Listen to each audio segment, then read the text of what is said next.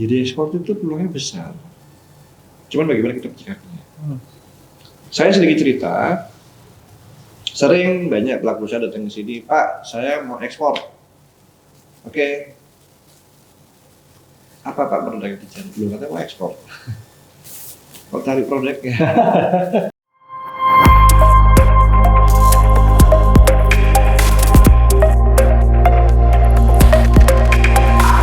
Dive into the universe of Multiverse One. Welcome to Multiverse One Podcast. Multiverse Friend, jumpa lagi di podcast Inspiratives. Kali ini teman-teman Multiverse, kita kedatangan atau lebih tepatnya kita datang ke Export Center Surabaya.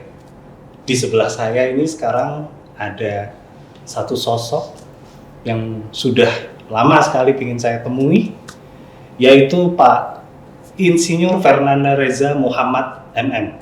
Beliau ini adalah koordinator tenaga teknis Export Center Surabaya. Beliau punya beberapa prestasi nih, menciptakan lebih dari 100 pengekspor di seluruh Indonesia, Pak ya. Mungkin sudah lebih juga. Sudah lebih juga. Beliau juga memfasilitasi dukungan teknis dan juga akses kepada pemerintah dan global. Dan terakhir, beliau juga meraih 3 kali Primaniarta Award Indonesian Export Award. Selamat pagi, Pak. Selamat pagi Mas Andika. Terima kasih. Baik, Pak. Bapak, baik? Alhamdulillah baik. Terima kasih, Pak, sudah diperkenankan datang ke Surabaya, ke Export Center Surabaya nih, Pak ya. Kali ini teman-teman Multiverse Friend ingin tahu sedikit, Pak. Bahkan mungkin kalau boleh banyak nih tentang ekspor, Pak. Jadi banyak ini kita sebelumnya itu bahas terkait beberapa unit bisnis ini, banyak yang tertarik dari teman-teman UKM, ada juga teman-teman dari startup yang kita rutin tiap minggu itu ngadain webinar. Beberapa materi kita juga terkait dengan proses bisnis. Ada yang memang di awal ini, kalau kita ngomong sekarang ini kan ngomong startup ini glorifikasinya ini kan sekarang santer ini, Pak. Iya. Lagi menarik sih. Lagi menarik ya, itu dibahas sekali. Teman-teman yang soalnya kami juga sebenarnya concern untuk membuka lapangan usaha untuk para entrepreneur muda, khususnya yang mungkin lebih kepada transformasi digital ini, Pak. Ya. Baik, untuk kali ini mungkin kami minta izin untuk bisa membahas terkait dengan ekspor, Pak ya. Oke. Baik, kalau di MV1 kita punya beberapa fitur juga gitu yang mungkin nanti teman-teman Multiverse Friend juga bisa akses di Instagram kita. Follow Instagram kita di @multiverseone.com, linknya nanti ada di atas. Dan acara ini juga akan kita tampilkan atau tayangkan di channel YouTube kita di multiverse.one. Baik, pertanyaan pertama ini, Pak. Baru-baru ini ada penyelenggaraan kegiatan, Pak ya, di Jakarta, yaitu Trade Expo Indonesia ya, Pak ya. Ya, kalau betul. tidak salah. Di Jakarta yang digelar 19 sampai terakhir kemarin 23 Oktober. Ya. Nah, tercatat ada sebanyak 795 pelaku eksportir dengan jumlah pembeli terdaftar mencapai 2.888 dari 176 negara. Ya. Ini berarti kan menandakan atmosfer ekspor ini sedang kondusif ya. Bisa cerita sedikit sih? Ya, gini Mas Andika. Jadi mungkin sedikit saya jelaskan kepada para pemirsa. Ya, kita saatnya multiverse. Ya, multiverse ya. Trade Expo Indonesia adalah pameran tahunan yang diselenggarakan oleh Kementerian Perdagangan dan ini sudah ke-37 kali. Memang kemarin selama pandemi itu 2 tahun sempat vakum. Jadi kalau misalnya ada 2 tahun vakum, sekarang ada pameran, animo masyarakat luar biasa. Antusiasnya, animo eksportir yang luar biasa, animo bayarnya juga luar biasa. Setelah 2 tahun tidak ada, bisa dilihat dari pembeli atau buyer internasional yang terdaftar, ini terdaftar ya, Iya. karena banyak juga yang visitor yang langsung datang onsite, beda lagi. Iya. Itu 2288. Wow. Jadi kami di Kementerian Perdagangan itu memiliki 46 perwadak. Itu adalah perwakilan perdagangan yang terdiri dari ITPC, Indonesia Trade Promotion Center, dan Atas Perdagangan. Itu di bawah Kementerian Perdagangan. Belum lagi di bawah Kementerian Luar Negeri dan yang lain itu masih ada lagi. Oke. Kalau Kementerian Luar Negeri punya Kabit Ekonomi segala macam, dan kita juga punya Konsul Dagang dan Dubes di WTO. Nah, konsul dagangnya ada dua, ada di Taiwan dan ada di Hong Kong. Nah, seluruh perwakilan perdagangan kita ini kan tugasnya sebagai ujung tombak dari pemerintah untuk memasarkan produk Indonesia yang meningkatkan ekspor. Mereka berusaha mencari buyer potensial untuk dibawa ke Indonesia. Nah, pameran Trade Expo kali ini agak unik. Terus terang pertama kali saya agak pesimis. Ini sudah 2 tahun vakum, ada pameran, kira-kira bagaimana? Kira-kira bagaimana ya? Ternyata hasilnya fantastis dan di luar ekspektasi saya sendiri. Buyer-buyer paling banyak yang menandatangani MOU, bahkan order, bahkan ngasih DP, kebanyakan dari Timur Tengah dan Afrika. Oke, puji Tuhan Pak ya. Ya mungkin yang di Eropa lagi krisis energi, Iya, mereka betul. lagi sekarang lagi Isunya. winter cool istilahnya. Jadi mereka winter yang terdingin karena apa? Energinya mahal. Betul. Nah mereka mungkin lebih mengamankan dirinya sendiri. Iya. Sementara di belahan negara itu masih banyak yang negara berkembang yang membutuhkan sesuatu. Betul. Ya. Ini yang sangat penting, yang harus kita sikapi. Bagaimana caranya supaya para pelaku usaha itu siap. Kalau ingin siap, ingin bisa mengatasi semuanya, ikutilah acara-acara yang ada di sini. Nah, ini disimpan aja Pak dulu tipsnya ya. Kita akan bahas di belakang. Karena kan memang berarti ada requirement tertentu yang berarti para eksportir ini atau para pelaku usaha yang siap untuk ekspor, mereka harus melakukan persiapan di beberapa fase ya, khususnya di usaha mereka. Itu kan kita bahas di berikutnya Pak. Ya. Oke, yang kedua Pak, terkait dengan pasar ekspor ini baru-baru ini, kalau kita ngomong at glance gitu Pak ya, atau sekilas saja seperti apa sih Pak perkembangan sekarang ini? Ekspor itu semakin mudah. Jadi saya terus terang jadi eksporter itu dimulai dari tahun 98. Kira-kira berapa tahun ya? Udah 25. Iya. 24 tahun ya. Zaman dulu jadi eksporter itu susah minta. Toolsnya tidak ada, informasinya sangat terbatas. Saya dulu kalau misalnya ke pameran tuh saya harus bawa buku katalog sangat banyak ya. Terus saya mau mencari baru itu kita harus nggak ada Google, internet sangat terbatas. Jadi masih terus terang aja masih zaman apa ya? Tetapi karena memang keterbatasan itu maka persaingannya sangat luas. Jadi masih sangat apa ya? Bersaingnya itu sedikit sekali. Sedikit ya. Kalau sekarang kan sudah ada online semua, toolsnya, informasi banyak, pemerintah sangat banyak sekali memberikan support ya. Kemudian tinggal sekarang bagaimana pelaku usaha kreatif. Persaingannya sangat tipis, ya, sangat tipis sekali. Nah, ekspor itu mudah, jadi para pelaku usaha tidak usah khawatir, nggak ada yang susah. Sekarang itu dukungan pemerintah luar biasa. Tinggal kita mau belajar apa enggak, kita mau maju apa enggak. Informasi terbuka luas, semuanya ada. Informasinya sangat besar, sangat luas. Tinggal bagaimana kita menyikapi. Yang pintar mengambil informasi itu yang menang. Yang pintar, kalau dulu kan gini ya, kalau dulu kan berita apa sih? Berita si A, si B, si C, kita tanya dari koran. Iya. Kejadian hari ini baru besok ya. sekarang dari hitung detik kita udah tahu. Bahkan inquiry pun sangat cepat.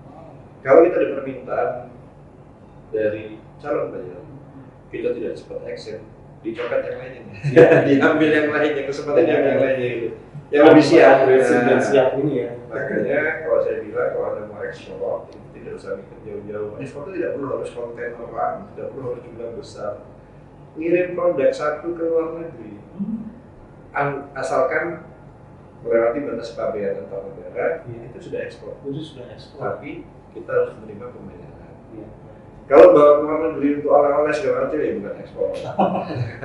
Ekspor itu adalah kita bawa barang keluar, kita mendapatkan uang dari luar ke sini. Nah, itu ekspor. Meskipun cuma satu ngirim sampel kopi gitu ya, 1 kilo dibayar itu ekspor. Itu sudah ekspor Pak ya? Ekspor itu mudah sekarang. Tapi ya kalau kita mau mengikuti aturannya, kita mau mengurus proses-proses perizinannya, kita mau melengkapi standarisasi dan sertifikasinya, semua akan mudah. Itu akan susah kalau kita tidak urus sendiri. Seluruh orang titip ini tolong dong saya. Maka kalau seperti itu adalah bayar jasa kan. Nah, jasa itu berbayar akhirnya itu yang menyebabkan loh ekspor kok bayar ya, gitu kan, loh ekspor kok biayanya banyak ya, nggak seperti itu. Tapi justru malah menjadi sebuah kerugian ya kalau menggunakan calo seperti itu Pak ya pastinya. Karena kita nggak tahu caranya. Betul kita. Dan kita kadang-kadang bisa dibohongi jadi biaya jadi besar gitu. Betul. Jadi nggak usah seperti itu. Iya. Semua bisa online, semua bisa mengurus sendiri dan semua bisa apa istilahnya, dan semua bisa dari handphone Anda. Itu aja. Diakses dari genggaman Anda. Di ekspor tuh mudah kalau saya sih bilangnya begitu. Itu kata kuncinya guys. Multiverse Friend.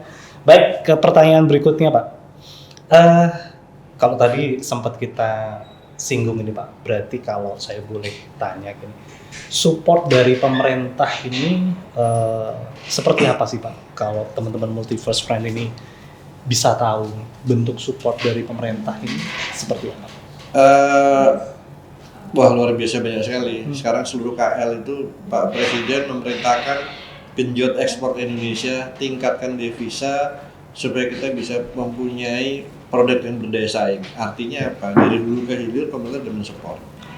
Dari Kementerian Pertanian mensupport bagaimana produk-produk pertanian kita punya berdaya saing. Ya kan? Dari Kementerian Perdagangan bagaimana kita bisa menjual dengan berdaya saing. Dari Kementerian Perindustrian bagaimana industri kecil IKM kita tuh bisa menang di luar negeri. Ditambah sekarang dari Kementerian Agama dan salah satu program dari pemerintah membuat Indonesia menjadi industrial hub.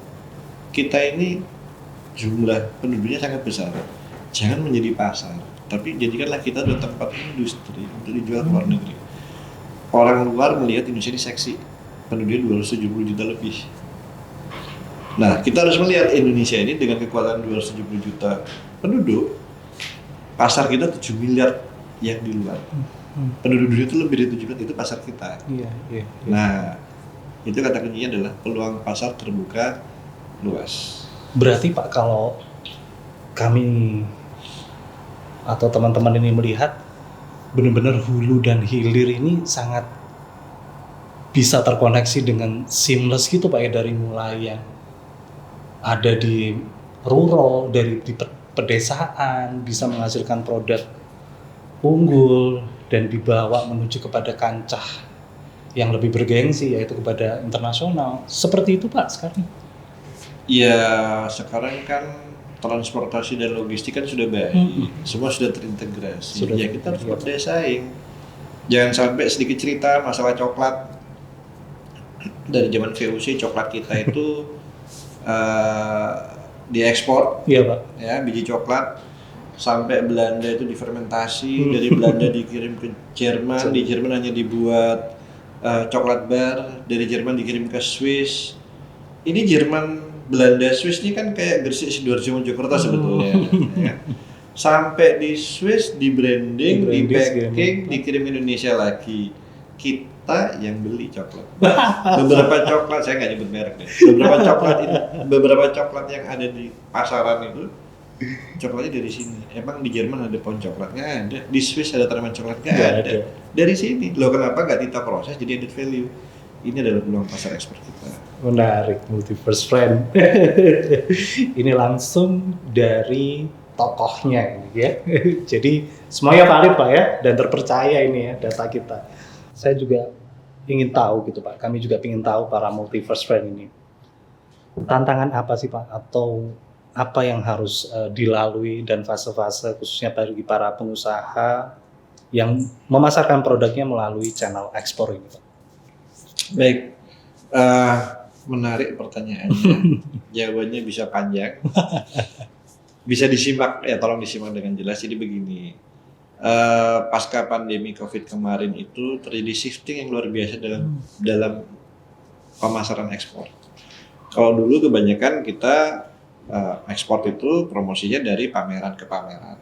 Jadi saya pun dulu gitu, zaman di era tahun 90 akhir 2000 awal, saya aktif pameran kemana-mana. Jadi kayak orang event gitu Pak ya? Saya lebih dibilang saya PKI, pedagang keliling nasional. Pedagang keliling. Saya Pedagang keliling nasional. internasional. Internasional, Jadi, sorry. alhamdulillah PKI. saya sudah mengunjungi hampir seluruh negara yang ada. Dari situ saya bisa melihat langsung peluang pasarnya seperti apa, kita bisa melihat perilaku konsumen sebagaimana. Tapi ternyata nggak perlu seperti itu. Dengan teknologi informasi yang luar biasa modern sekarang, kita pengen tahu market research di negara tujuan ekspor itu ada datanya. Kita pengen tahu peluang pasarnya juga kita bisa lihat. Kita pengen tahu harga di sana bagaimana itu kita juga bisa tahu. Di sini kita kerjanya bagaimana. Jadi kalau misalnya eksportir milenial dan saya ini eksportir kolonial. Kolonial terus kemana? Kalau milenial nggak, duduk aja di rumah, buka internet, jualan, bisa ekspor. Itu luar biasa. Oke. Nah, bedanya para pelaku eksportir atau pengusaha Indonesia yang sudah nyaman sebelumnya, usia 40 tahun ke atas, banyak yang gaptek, Itu tidak dia. ngerti caranya bagaimana, nggak tahu internet, Iya. kalah dengan yang muda-muda. Nah, yang muda-muda ini sangat aktif, sangat giat, dan sangat berani mengambil risiko. Ini kalau tidak diarahkan, ya nggak ketemu. Banyak yang salah langkah ingin menjadi eksportir secara instan. Kalau misalnya hanya tahu dari informasi dari internet, ya istilahnya tidak punya basic Iya. Tanpa ada Ilmu filter dan segala yang macam Pak ya. kuat. Informasi, wah di sana bagus, permintaannya banyak. Udah saya jualan ini, belum tentu juga. Jadi beberapa tips dan triks itu begini. Saya melihat para startup, anak muda itu semua pengennya instan, pengen maju dengan cepat, pengen cepat kaya, pengen jadi eksportir. Loh, memang betul. Kurs dolarnya sekarang tinggi sekali. Iya. Ya. Betul. Hari ini 15.600 lebih. Wow. Bulan kemarin masih 14.000 sekian, ya kan? Artinya apa? Jadi eksportir itu peluangnya besar. Cuman bagaimana kita mencikapinya? Saya sedikit cerita. Sering banyak pelaku usaha datang ke sini, Pak, saya mau ekspor. Oke. Apa Pak produk yang dicari? Belum kata mau ekspor. Kok cari produknya? Pak, saya mau ekspor Pak. Saya minta data buyer. Oke. Minta berapa data buyer? Bapak ada berapa? Saya 10.000 data buyer ada, mau saya kasih. Terus mau ngapain? Iya. Ya nggak bisa ngapain. Pak, saya ini eksportir Pak. Oh ya. Minta data buyer. Memang di sini pusat informasi lain data buyer.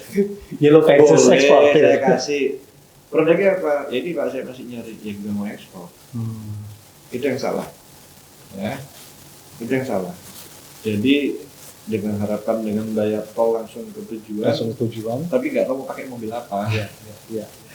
Bisa bayar tol, tapi nggak Betul. tahu pakai apa. Nah ini kan yang begitu. Nah, para pelaku usaha ini nggak sadar bahwa semua itu ada basic ilmu. Jadi intinya banyak pelaku usaha pada saat itu nggak ngerti apa. Kita bisa memberikan 3 kategori. Yang satu adalah usaha yang punya produk potensial ekspor, tapi nggak tahu mau diapain. Kita bisa memberikan informasi, satu, peluang pasarnya di mana, caranya seperti apa, sertifikasi standarisasi bagaimana.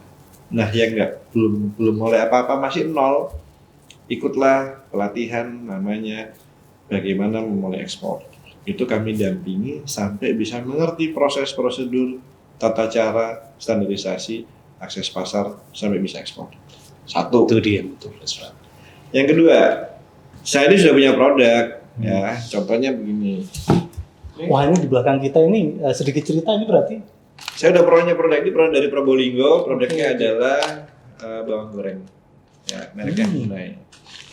Pak, saya punya produk bawang goreng, bisa ekspor nggak? Oh bisa ekspor. Nah, caranya bagaimana? Saya selama ini supply ke eksportir. Jadi supply to eksportir. Iya Pak. Kan ya harus bisa ekspor sendiri dong. Ngapain jadi supply to eksportir? Makanya dijata eksportirnya adalah orang lain. Iya. Caranya gimana? Ya ini. Program kedua adalah menjadi eksportir mandiri. Menjadi eksportir mandiri. Jadi dia nggak perlu lewat orang lain, maka marginnya lebih banyak. Betul. Nah, caranya bagaimana? Packagingnya dibaguskan, standarisasi sertifikasi dibaikkan, nilai informasi gizinya dilengkapi sesuai dengan standar negara tujuan ekspor. Ya, semakin negara tujuan ekspor kan banyak. Masing-masing negara itu punya aturan yang berbeda. Cara yang paling mudah aja, gitu kan? Cari yang paling mudah. Cari yang paling mudah, nggak usah susah. Saya mau ke Amerika, wah Amerika standarnya susah. Nggak usah jauh-jauh, yang gampang-gampang aja bisa Timor Leste itu ekspor juga kan. Dia juga bisa beli, dia juga butuh bawang goreng juga kan gitu kan. Papua New Guinea butuh juga kan gitu kan. Nah ini adalah salah satu contohnya. Ini bisa ekspor 2 ton loh ini. Wow. Ke Sydney, Australia. Setiap berapa? Setiap bulan. 2 ton. Multi-First Friend. Banyak. Hanya untuk bawang goreng. Nah. Jadi ini ceritanya yang di belakang kita ini adalah semua yang sudah bisa kami ekspor. Yang sudah diekspor. Ada lagi yang ketiga, level ketiga adalah dia sudah eksportir. Tapi hanya ekspor ke negara satu tujuan negara saja. Peluangnya banyak. Ke kami bilang, loh ini bagus nih produknya. Kita punya data akses pasar bahwa produk ini bisa kemana-mana. Ya kan? Selama ini ekspornya kemana? Malaysia saja Pak, Singapura saja Pak. Ya Singapura penduduknya kecil. Singapura itu negara yang unik, tidak punya sawah, tidak punya kebun, ya kan, tidak punya peternakan, maka semuanya pasti impor. Betul. Tapi jumlah penduduknya berapa? Hanya 5 juta orang asli Singapura. Dengan orang lain aja bisa 8-9 juta. Tapi kan nggak banyak. Baik, menginjak ke pertanyaan berikutnya nih Pak. Kalau boleh tahu nih Pak, kalau tadi kan kita sudah cerita macam-macam ini. Tapi kalau saya boleh tahu, apa sih Pak? Ada nggak sih yang jadi kayak incerannya pasar global, bahkan ngomong 5 benua ini nyorotin Indonesia ini dengan kebutuhan satu barang ini yang memang kebutuhannya itu jadi banyak banget gitu Pak? Ya sebetulnya Indonesia tuh sejak zaman dulu dijajah sama Belanda, sama itu kan dicari kan komoditas. Cuman kalau misalnya komoditasnya itu tidak kita jaga, maka komoditas tersebut dibeli orang luar semua dan kita beli lagi kayak coklat tadi itu. Nah, bagaimana kita membuat satu produk tersebut ada nilai tambah? Kenapa? Kalau ada nilai tambah itu, maka yang mendapatkan hasilnya kita. Kalau kita misalnya, contoh kita misalnya ekspor kelapa sawit saja, bukan minyak goreng, ya mereka dapat nilai tambah besar. Iya. Kita buat coklat aja ya ini semuanya produk olahan. Iya. Jadi dengan diolah itu ada nilai tambah. Nah ekspor tuh di situ. Ada teknologi yang bisa. Contoh yang paling gampang. Kalau kita pernah bilang masa ekspor kita kalah sama Singapura dan Malaysia. Udah dari mana? Kalinya. Orang dari sini misalnya Rp1.000 dikirim ke Singapura. Di Singapura di repacking. Ya. Ya kan cerita coklat tadi ya. Jadi 1.200. 1.200. Neraca perdagangannya ekspornya 1.200. Ya Singapura yang dapat lebih besar. Tapi kan 1.000-nya punya kita. 200 punya dia. Nah, karena kita tidak membuat nilai tambah yang baik dengan repacking yang bagus, maka tidak usah ke Singapura, langsung ke semua. Itu kan sebenarnya. Saya kasih contoh.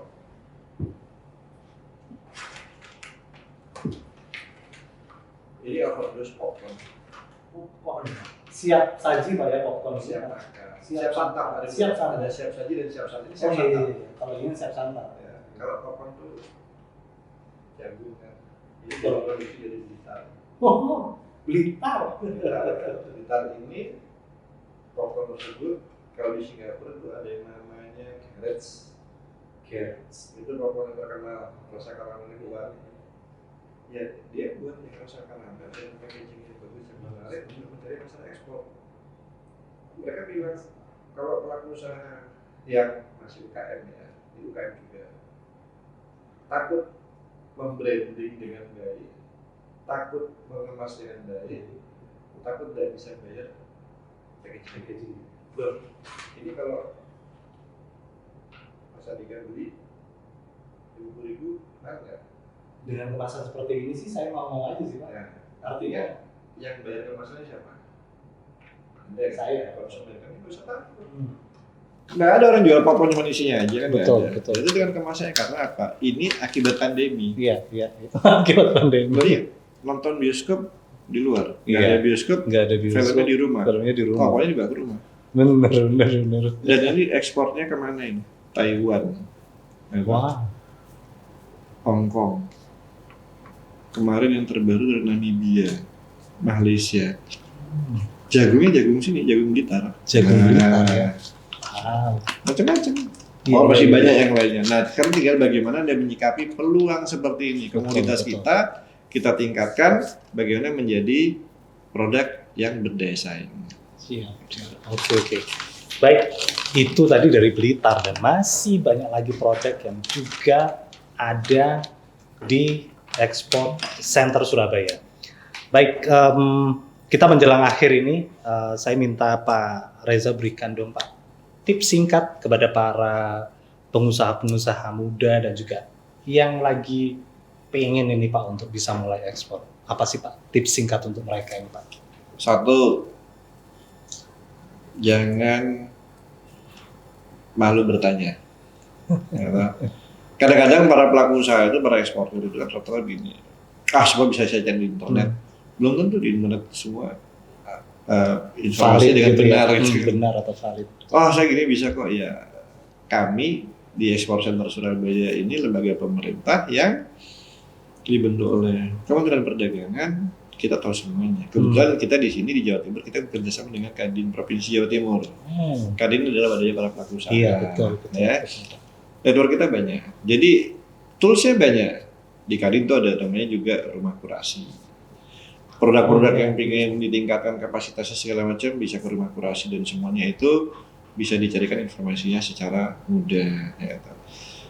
Pengen baik lagi, ikutlah pelatihan-pelatihan yang diadakan oleh Export Center. Tapi yang namanya Export Center ini terus terang aja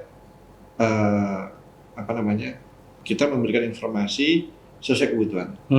Tapi kalau pelaku usaha ingin mendapatkan informasi secara jelas, ada kelas-kelas tersendiri, ada kelas-kelas khusus yang bisa memberikan informasi bagi para pelaku usaha supaya menjadi eksportir handal. Nah, ini dia Multiverse Friend yang ditunggu-tunggu. Nah, gitu. Kalau ingin lebih detailnya, silakan nih. Baik. Jadi Multiverse Friend kita akan adakan kelas Export Masterclass bersama Pak Insinyur Reza Fernanda Muhammad MM. Beliau akan mengupas habis, beliau juga akan mendampingi, membimbing, khususnya kepada para eksportir yang baru, dan juga kepada para pengusaha yang punya produk dan siap ekspor. Nah, ini harus tahu rambu-rambunya nih Pak ya. Bukan hanya ini, jadi calon eksportir Calon yang belum eksportir. ekspor, ya, eksportir dan eksportir existing. Ya, tetap. Calon eksportir, supplier to eksportir, dan eksportir existing. Karena tadi agak perdana pun juga ada 3 Pak ya. Yang benar-benar baru perdana ekspor. Perdana. Yang kedua itu ada negara tujuan baru yang untuk diekspor. Ini berarti expansion. Dan yang ketiga ternyata ekspansinya lebih gede lagi adalah produk baru diekspor. Gampang kok. Jadi sekarang kalau kita melihat di luar negeri itu peluang pasar terbuka luas. Baik. Kadang-kadang kita jangan memikirkan hal-hal yang terlalu high tech, hal-hal yang terlalu sulit. Ya. Yang simple saja. Paling gampang adalah food and food processing. Kemudian home decor and craft, gitu kan? Seperti yang ada di belakang saya ini. Ada craft home decor, kemudian yang lain. Baru meningkat ke manufacturing dan produk-produk lain. Jadi sambal pecel itu kita pakai sambal pecel ya. Kalau belinya apa? Vegetable sauce. Beda nama. Vegetable sauce. Beda nama. Peanut. Vegetable sauce dengan peanut sauce beda nama. Harganya beda. Sambal pecel kan ya kesannya kan tradisional. Kesannya. Jadi besok jadi dolar macam-macam. Jadi apa ya? Nggak usah khawatir. Produk-produk kita yang produk-produk yang istilahnya produk herbal tradisional, jahe merah, terus apalagi beda bumbu. Ini lagi melonjak tinggi karena apa? Di luar itu lagi musim dingin. Butuh yang hangat-hangat. Iya, di sana lagi mahal energi. Iya. Jadi listrik lagi, gas lagi mahal, listrik lagi mahal. Jadi pakai beda bumbu lebih enak. Wow. Jadi jangan dikira kalau dari Magetan itu tetap bisa ekspor beda bumbu. Kemudian dari bawang daya dari mana Kalimantan Timur, dari Samarinda itu bisa ekspor karena ini ada perubahan-perubahan yang sangat cepat yang harus disikapi oleh pelaku usaha. Betul. Dan dilihat sebagai potensi ya. Contohnya, contoh terakhir nih ya. Saya melihat satu mainan anak-anak dari Blitar, mainan yang apa sih yang kalau dek Oh, itu yang Pak. berisik banget. Iya. Semakin berisik anak kecil semakin senang. Seneng. Itu harganya kalau nggak salah sih mungkin sekitar Rp5.000 ya. Iya. Ya, antara kalau beli banyak sih 2.000 juga dikasih. Iya Pak. Misalnya saya mau beli dulu 10.000 biji 2.000 dikasih. Di luar negeri mau dijual berapa tuh saya sempat bingung. Ya kan dijual berapa ya harganya? Karena saya bingung dikasih harga berapa. Jadi dikira di luar negeri anak-anak tuh mainnya udah main PlayStation, Nintendo segala macam. Padahal yang tradisional tuh nggak ada. Es krim cone berapa sih harganya? Iya. €2. Es krim cone nih. €2 tuh habisnya 10 menit. Jatuh atau habis makan. Iya. Beli mainan dijual €2 buat mereka tuh nothing. Ya kan? Kata-kata berisik segala macam dimarahin dibuang ya sudah gitu. Tapi selisihnya €2 itu €1 nya berapa? Iya, 18.000, 36.000, ini 5.000 itu. Nah, wow. memanfaatkan peluang selisih kurs mata uang dengan produk kreatif, produk yang berdaya saing itu luar biasa. Pengen tahu tips and triknya? Silakan simak selalu acara-acara yang dilakukan oleh MV1. Oke. Baik, terima kasih untuk waktunya Pak Reza ya. Untuk teman-teman Multiverse Friend, jangan lupa untuk follow IG kita juga di @multiverse.one dan juga channel YouTube kami di multiverse.one juga. Dan jangan lupa untuk selalu update program-program dari kami, termasuk kelasnya Pak Reza yang nanti kami akan adakan di bulan November. Dicatat ya teman-teman, di bulan November kita akan adakan Export Masterclass khusus buat kamu yang siap untuk tembus ekspor di 5 benua. Sip, mantep deh. Baik, terima kasih Pak ya untuk waktunya. Terima kasih, semoga sukses selalu. Siap, Dan sukses selalu untuk tetap Surabaya Eco semangat Center dan untuk juga ekspor. Pak Reza. Baik, Terima kasih. baik, makasih ya Pak ya. Sama-sama. Salam Multiverse Friend. Ciao. Salam ekspor. Salam ekspor. Oke, terima kasih sudah menyaksikan Multiverse One Podcast sampai selesai. Jangan lupa like, subscribe, and share ke teman-teman lain agar kita makin semangat untuk membuat konten-konten bermanfaat seputar dunia bisnis dan entrepreneurship. Kalian juga bisa share pendapat kalian di kolom komentar tentang topik yang baru saja kita bahas atau saran untuk topik selanjutnya. Nyalain loncengnya yuk, see you on next podcast.